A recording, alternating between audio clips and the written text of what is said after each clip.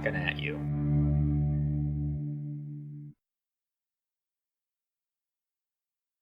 Well, hello, how's everybody doing?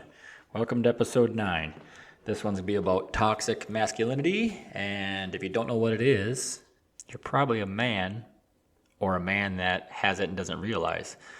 Now, just saying that can trigger some guys off. Don't get your panties all in a bunch. So yeah, that kind of thing can right there trigger a long-term effect on a boy. He hears that, he shuts down emotions immediately, and it's just a long chain of reactions of one little comment. So you can only imagine years and years of what this does. So you have to be careful what you say. Things like that can be funny. They do sound funny, if you're a guy, but when you're a woman, that's pretty offensive and demeaning. Toxic masculinity is really just people's idea of manliness. It perpetrates domination, homophobia, aggression. It just has huge consequences on a boy's life, society, and just basically functioning as a good man. And just maybe saying something such as a good man, like men are supposed to be a certain way. That's kind of what toxic masculinity is. It says that we have to be a certain toughness. You gotta hold a certain amount of power. You can't be feminine. You can't show you any feelings. So we've all been there. At least for boys, I was. I grew up with a family of veterans, stuff like that. Man's men, stuff like that.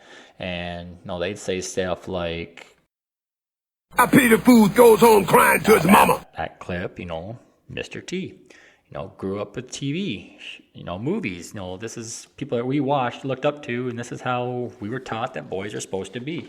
So immediately you shut down your feelings. You don't go crying to mom. You don't go, bitching to dad if someone beats you up, because it's your job to take care of the problem. As boys, we're expected to throw punches, deal with bullies, stuff like that. We don't get the luxury of, being emotional, talking out our problems, and trying to discuss how we can make things better. So, that was hard growing up, but you adapt to it, and it doesn't affect you no more. You just shut down those feelings. I used to be an emotional kid, and then as I got older, I stopped caring. I stopped thinking about people's feelings, started worrying about myself, and life got easier, but I wasn't very helpful. And that's what toxic masculinity does. It shuts down your feelings. It makes you want to be the most powerful person in the room. It makes you not ever want to be equal with women, because you got to be superior to women. And that makes no sense to me, but I probably was guilty at that one time, thinking I was superior. And I've found out over the years that women are very qualified, and far more than men in some cases.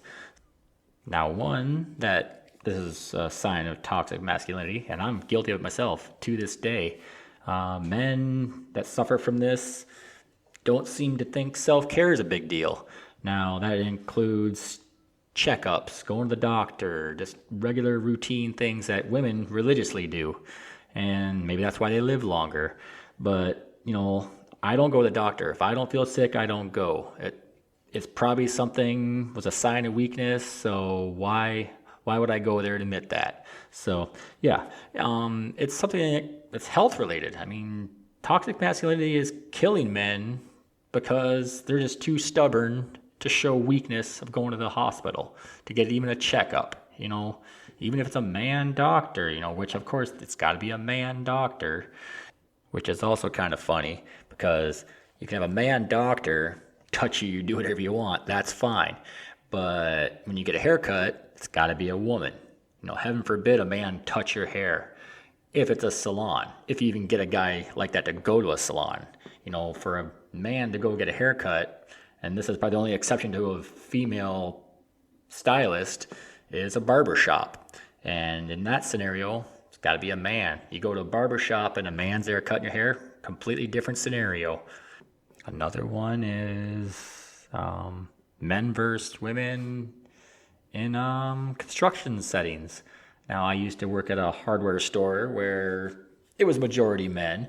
We had maybe one female employee at the time, and she knew her stuff. I mean, she focused on the female sections of the store because that's what she was basically forced into doing. She wouldn't be given opportunities to do the higher man duties, like, I don't know, building decks and stuff. I mean, it might have had something to do with her not wanting to do it, but and she wasn't girly by any means. I mean, she was feminine, but she was right up there with the rest of the guys.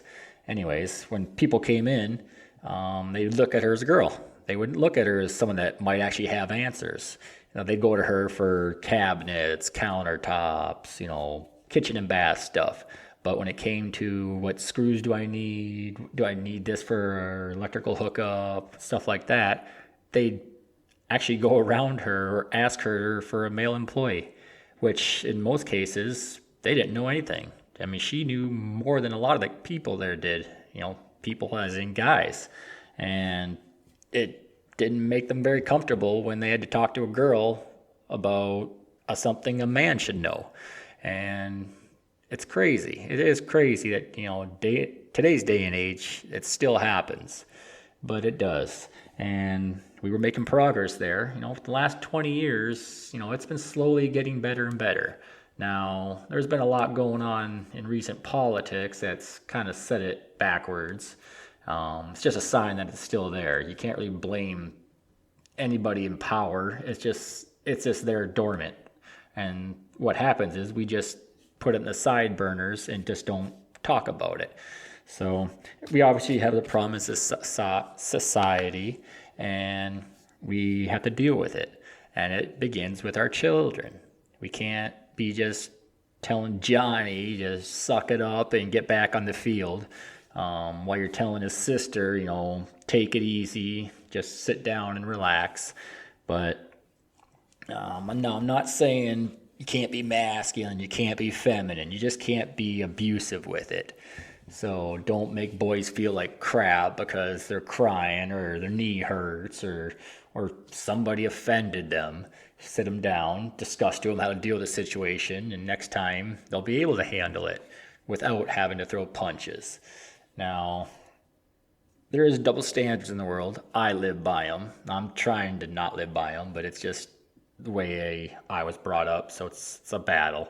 I have an older son, older daughter, and they're completely different because of my raising. Now, my daughter, firstborn, that has something to do with it, but more or less I would tell her just wonderful things, cuddle her, play with her a lot, things you can do because it's a girl, and you can go easy on her. You can, give her all those little talks, help her through life.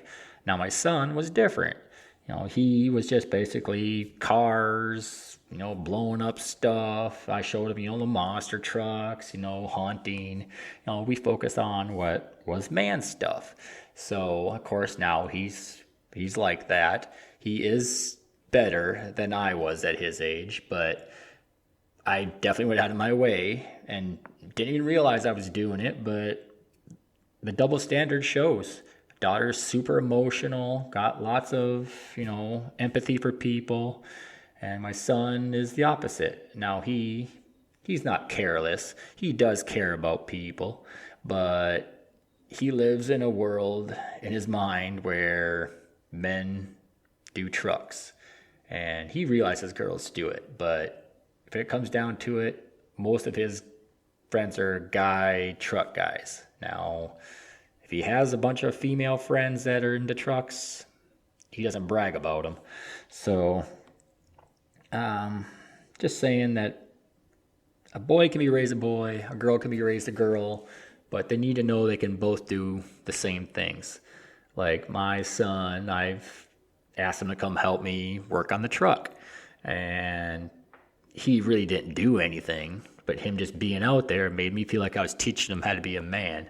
And chances are my daughter probably would have caught on to it a lot faster and been better at it. But I never invited her to come check it out. And now she needs help with everything, just putting air in tires. So yeah, we can't be doing that. I'm still learning. I got a younger son now and a younger daughter, and doing that a lot differently. So, which is actually roles are almost reversed right now because my son, which is only 3, so he's still emotional and he still has, sympathy for people. He still loves mom. He tells us loves, kisses, hugs. That's all great. And my daughter, she's a teenager now, almost, and she's into sports, likes hunting. If she shows an interest in vehicles, I'll show her how to fix on them. I'll probably this summer get into that. So, yeah, you can change. And if you want the future to change, it starts with us and our kids. So let's just work on being better people, raising better human beings, and we can work off of that. And not saying I'll get any better anytime soon, but I will work on it. As you will probably hear in past episodes and future episodes, I'm still gonna say stupid shit, and I try, but sometimes it's still funny. So you can call me out on it if you want, and I'm sure whoever I'm talking to might not. I don't know. So, not saying I'm perfect. I'm not saying I'm gonna change anytime soon. Just saying let's try to make our children change.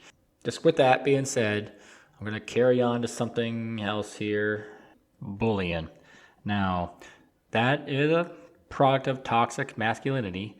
Now, there's a lot of women that do the same thing, so it's not all a masculine deal, but it is a good starting point, what might actually trigger the female. I like to call it female masculinity, because there's some women out there that are pretty strong-willed too, that they take over just like a man does. So it might not all be just a gender thing. It could just be a toxic issue on both genders. But bullying is basically just a power struggle. It's just men trying to be dominant over the weaker, and it's just something that developed, when they shut down their emotions, their feelings for other people, the will to help. That's what happens. You become a bully. Now there's some that, get bullied at home, which that's the same thing, that they're just carrying on what they're learning. So the kicking, the hitting, the shoving, that's all something they learn from somewhere, and that's from the parents. Kids just don't do that. And it's usually between 11 to 13s when a lot of this is at the peak of learning, and it just gets to a point where it doesn't reverse. I mean, they've got it set in their minds that this is how it's going to be until somebody finally educates them, puts them in their place, and hopefully that works. For me, I grew up in a bullying school, and I made friends with the bullies real fast because I realized if you weren't friends with the bullies, you were going to get bullied. And ones I couldn't make friends with, I fought. And sometimes I lost, sometimes I won. Either way, it's a respect thing. And you learn that, which is the totally wrong way to go about it. So, yeah, I mean, it's okay for macho men to show every emotion available right there, because I've cried 1,000 times, I'm going to cry some more. Technique. It's okay that for macho is men just to part of cry. life. That's what we're told. That's your way of living. Talking That's at you. just My name's part of being a Rob. kid, I guess. Subscribe. Boys will be boys. Check me out on YouTube. So all the platforms. it's just I'm there. that Talk to way you of next thinking time. has to end. Boys can't just be boys because that's destructive. They can learn that at the age of 2, and from then on, it's a chain reaction of violence and just hate towards people and degradation to women. It's just a long chain reaction off just the simplest lessons. So got to be very, very careful with kids at young ages. And this stuff, they will, who knows, they might grow out of it, but how many years do we let them be this way until they realize it's time to be an adult and I gotta be a responsible citizen? Now, that's great. That's great if they can grow out of it. I grew out of it. I wasn't a hard bully, but I definitely, picked on kids to stay out of the bully's light. But I'm sure I've done some damage in the process. Like any bully that gets over it, sure, they did it, they lived it, they moved on. But those other people, they don't ever move on. So you can't just say they're going to grow out of it, because they're going to do the damage. So try to teach your kids the right things right off the bat. Try to make sure they're on the right path, and their kids will eventually be on the right path. And over time, the world will be a better place. So on that note, I'm going to let it go. This will be my serious podcast about something good, and I'll just offend after this, I'm sure. So on that note,